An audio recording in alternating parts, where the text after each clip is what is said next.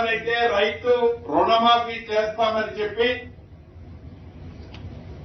గత ప్రభుత్వము ఆర్థిక వ్యవస్థని చిన్నాభిన్నం చేస్తే ధనిక తెలంగాణ రాష్ట్రాన్ని 7,19,000 కోట్ల పైచిలకు అప్పు చేస్తే ఆర్థిక భారమున్న ఏ రకంగా రుణమాఫీ గౌరవ ముఖ్యమంత్రి రేవంత్ రెడ్డి గారి నేతృత్వంలో ఈ ప్రభుత్వం చిత్తశుద్దితో 21,000 కోట్ల రూపాయల రుణమాఫీ చేయటమే కాకుండా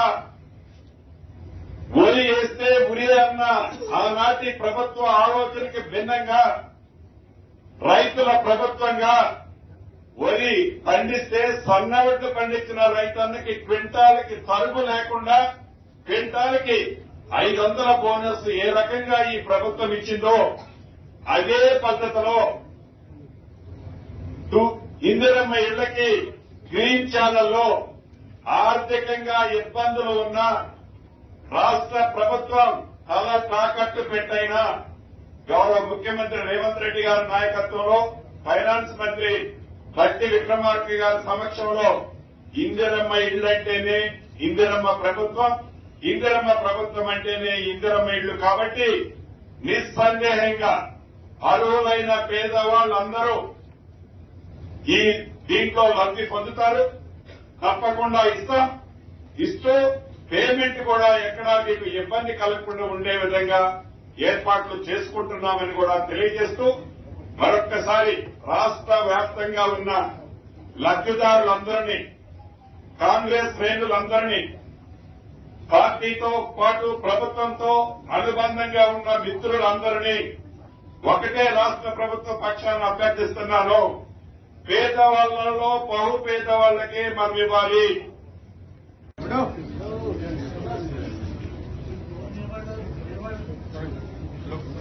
స్క్రీన్ పైన చూడొచ్చు.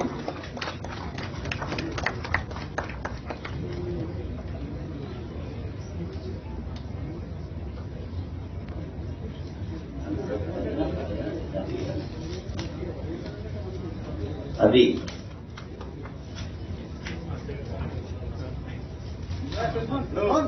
పేదల ఆశల హరివిల్లు ఇందిరమ్మ ఇల్లు ప్రజాపాలన ప్రజా విజయోత్సవాల్లో ప్రత్యక్షంగా బడుగు బలహీన వర్గాలకి పేదలకి ఉపయోగపడే ఒక గూడు, తలదాచుకునే గూడు, మనసు పంచుకునే తోడు ఉన్న ప్రతి ఒక్కరికి తలదాచుకునే గూడు కావాలి. ఆ గూడుకు సంబంధించిన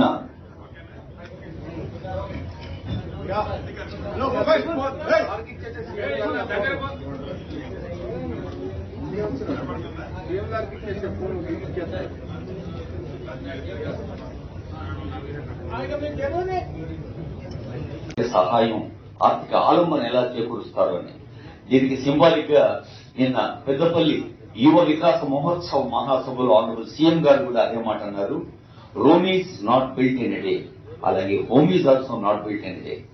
అలా క్రమ పద్ధతితో క్రమశిక్షణతో ముందుకు సాగుతూ క్రమ వికాసం సొంతం చేసుకుందామని సందేశం అందిస్తున్న ముఖ్యమంత్రి గారి ఈ ప్రజాపాలన ప్రజా విజయోత్సవ పండుగల్లో శుభాకాంక్షలు అందజేస్తూ ఆనరబుల్ సీఎం గారి సందేశం. ఇందరమ్మ కాలనీ లేని ఊరు ఈ దేశంలోనే లేదు అని నేను గర్వంగా చెప్పగలను. ఎంత మారుమూల ప్రాంతానికి వెళ్లినా చిత్తడువుల్లో నివసించే ఆదివాసీలకు కూడా కళను 4,000 రూపాయల నగదుతో మొదలైన ఇందిరమ్మ ఇల్లు కాలక్రమేణా రాజశేఖర రెడ్డి గారు వచ్చే వరకు 1,25,000కు పెరుగుకుంటూ వచ్చింది. ఈ రోజు ప్రజాప్రభుత్వం కాంగ్రెస్ పార్టీ అధికారంలోకి వచ్చిన తర్వాత 5 లక్షల రూపాయలకు పెంచడం జరిగింది. ఎందుకంటే ఈ రోజు పెరిగిన ధరలు పేదవాడి అవసరాలను దృష్టిలో పెట్టుకుని ప్రతి పేదవాడికి 5 లక్షల రూపాయలు ఉచితంగా ఇచ్చి వాళ్ళకి ఇల్లు కట్టుకు సాంకేతిక నైపుణ్యం, ఆర్టిఫిషియల్ ఇంటెలిజెన్స్ జోడించి ఏ ఒక్క ఇల్లు కూడా అనర్హులకు అందకూడదు, అర్హులైన వాళ్ళకే ఇల్లు చెందాలి అన్న ఆలోచన చాలా మంది ఉన్నారు. ఏ రకంగా ఎంపిక చేస్తారు? అత్యంత నిరుపేదలు మొదటి ప్రాధాన్యత.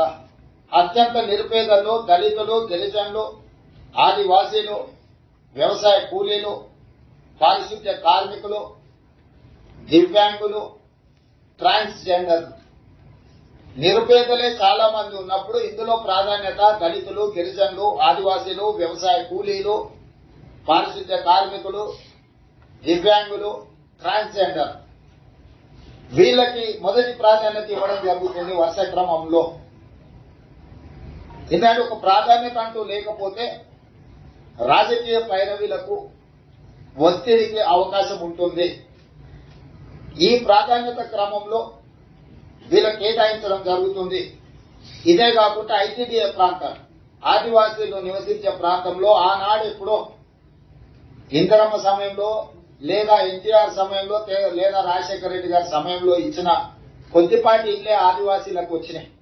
నేను ఆదిలాబాద్ ప్రాంతంలో గూడాలకు నేను వెళ్ళొచ్చు. ఆదివాసీ గూడాలు నేను స్వయంగా పరిశీలించాను.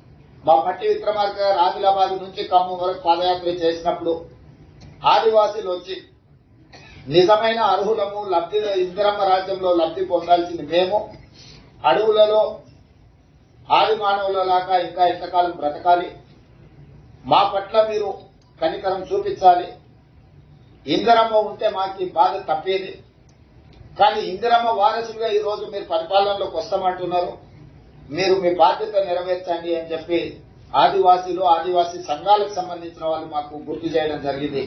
అందుకే ఈ వేదిక మీద నుంచి ఐటీడీఏ ప్రాంతాలకు ఈ కోటాలతో సంబంధం లేకుండా అక్కడ ఉండే జనాభా ప్రాతిపదికన అదనంగా కొన్ని వేల ఇళ్లు మంజూరు చేయాలని మేము ఈరోజు అనుకున్నాం. ఐటీడీఏ ప్రాంతాలను ప్రత్యేకంగా మేము పరిశీలిస్తాము, వాటిని ప్రత్యేకంగా తీసుకుంటాము. ఏంటంటే నిజమైన లబ్ధిదారులు తెలంగాణ మూల పురుషులు, ఈ ప్రాంతానికి ఈ ప్రాంత మట్టి మనుషులు వాళ్ళే. ప్రభుత్వ సంక్షేమ పథకం వాళ్ళకి చేరినప్పుడే మా లక్ష్యం నెరవేరినట్టు వాళ్ళు చంద్రశేఖరరావు గారు ముఖ్యమంత్రిగా కొనసాగింది. నేను ఈరోజు సూటిగా వాళ్ళని ప్రశ్నించడమే కాదు ప్రజలకు వివరించదలుచుకున్నా. 2004 నుంచి 2014 వరకు కాంగ్రెస్ పార్టీ అధికారంలో ఉన్నప్పుడు పేదలకు 25,04,000 ఇందిరమ్మ ఇళ్ల పంపకాలు తెలంగాణ రాష్ట్రంలో ఇవ్వడం జరిగింది. 25,04,000 ఇళ్లు 2004 నుంచి 2014 వరకు కాంగ్రెస్ పార్టీ అధికారంలో ఉన్నప్పుడు పేదలకు మేము ఇందిరమ్మ ఇళ్లు ఇచ్చినాము. ప్రత్యేక తెలంగాణ రాష్ట్రం ఏర్పడ్డదే పేదవాళ్ల కోసం, పేదవాళ్ల బలిదానాలతో, పేదవాళ్ల త్యాగాలతో, పేదవాళ్ల పోరాటాలతో. పేదవాళ్లే అన్ని కష్టాలను ఎదుర్కొని తెలంగాణ రాష్ట్రం తెచ్చుకుంటే ఆ పేదవాళ్లకు చంద్రశేఖరరావు గారు ఇస్తాన్న డబుల్ బెడ్రూమ్ ఇండ్లు 1,52,000 అని ఇప్పుడే మా మంత్రి గారు చెప్పారు. అందులో 60,000-65,000 పూర్తి చేసి మిగతావి అర్ధాంతరంగా ఆగిపోయినాయి. ఇప్పుడు వాటిని పూర్తి చేసే బాధ్యత మేము తీసుకున్నాం. నిన్నగాక మొన్ననే వాటిని పూర్తి చేయడానికి దాదాపుగా 195 కోట్ల నిధులను వారు అసంపూర్తిగా వదిలేసిపోయిన డబుల్ బెడ్రూమ్ ఇళ్లను పూర్తి చేయడానికి కూడా 195 కోట్ల రూపాయలను మా ప్రభుత్వం విడుదల చేసింది. వారు మేమే కట్టినాం, మీరు మూసీ నదిలో